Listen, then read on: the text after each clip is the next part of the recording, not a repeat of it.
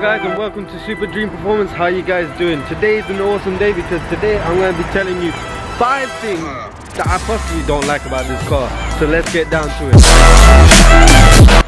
Alright guys, first thing first, honestly the amount of love I have for this car and honestly how I feel is so much different. But if I be honest, this will be number 1.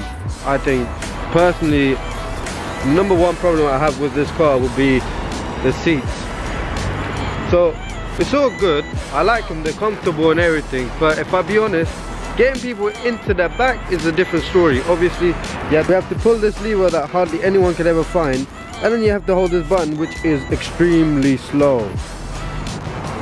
Okay, for someone that's impatient and likes to go fast and do everything quick, that's a really big downfall because you have to continuously wait. I'll be waiting for someone to get into the back, then try to come out the same way. I know I could have just went for the M3, but if I be honest, the M3 does not look as good as I like because I'm mostly into coupe. So yeah, all you guys already know that. So yeah, number 1 downfall will probably be these seats. The buttons are too slow and everything, but and plus if I try to pull it back, it's gonna hit the roof liner and then that's it. I don't know if it's called a roof liner, but yeah. So yeah, like I said, not one of the greatest features in the car, but it's also livable. It's not too bad.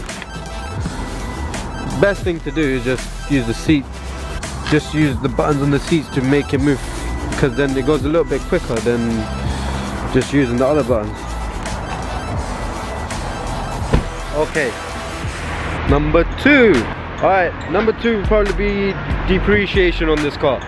The value of this car that I bought was practically not too bad. I did get a very good deal, but depreciation on this car is gonna be killer for me. I know that for sure. So that's why I'm just trying to have the most fun out of this car as much as I can before I try to sell it. But hopefully I don't sell it so soon because I know depreciation is gonna be really bad on it. So hopefully it's not too bad because this is a competition pack, so it's more linear to not have that much of a fall because it's still new. But now that the CS version has come out, yeah, BMW, you're messing with me too much. You can't be depreciating my car, please. But either way, yeah, like I said, depreciation would be number 2. Now to number 3, and we're gonna have to hop right in to show you guys. Alright, number 3, if I be honest, it's not of a big deal, but it is a big deal at the same time, because number 3 will be this interior quality. Like, if I be honest, it's a lovely, pristine car. For me, I'm happy with it, but it's a bit out of date, as I would say, because if I be honest, if you see the competition right now, you got a C63 that looks magnificent interior. I'm not gonna lie, I really do love the C63 interior because of how new and updated it is. But look at BMWs, you still got the same dials from 2005, I'm guessing, on stuff like that. Like, it's a bit dated, if I be honest, but also livable, so you can love it or you can hate it. Like, it looks simple, it's not too in your face, whereas the Mercedes one is like top notch and everything. But if I be honest, BMW has tried with all the leather and everything, and you got the stitching and all of that, so they have tried their best. But if I be honest, it could have been a little bit more updated to obviously refine to newer taste, because like nowadays the game that all these manufacturers are playing right now, it's like there's so much competition, there's so much new cars coming in, and now it's unbelievable. You can't keep count. Before there was like every 2 to 3 years a new vehicle coming. Now it's like boom, this company, boom, that company, boom, boom, boom. It's like, it's going crazy, the car scene right now. So many options, so many diverse things to choose from. So my note to that is like, BMW might need to update your interior and everything, but for now I'm happy with it, because why, you got carbon almost everywhere in this car, which is a good feature. You got that extended leather right here that I like, and then yeah, the color and everything's is on point. Now for number 4, the 4th thing that I probably hate about this car but also slightly love, it will be when you're trying to put the power down. What I mean by that is like when you're at a traffic light or something and you want to go fast in a straight line because the car beside you wants to do a little drag race, but you're not allowed to. But yeah, either way, trying to put the power down will probably be the next problem that I have with this car, because putting the power down on this car is not as easy as it sounds, because obviously it's going to do a lot of wheel spin, which is a problem, because when you're trying to launch you can't do wheel spin. So when you're going up against something that has 4-wheel drive like an AMG 45 or something like that in a straight line, it might eat you for a couple of seconds, but then once the turbos and everything kick in, then you're gonna leave it. But either way, you lose the couple of seconds, because then if you're at a traffic light, you're not gonna be pulling like 100 miles an hour. You're gonna be pulling maximum between 0 to 30 or 0 to 20. That's the max you can probably do before another car comes in the way. So yeah, I think that would probably be my number 4 problem I have on this car. Number 5. Alright, number 5, I'm not sure if I can recall that as a problem, because I don't see it as a problem, but honestly I don't even know what number 5 would be.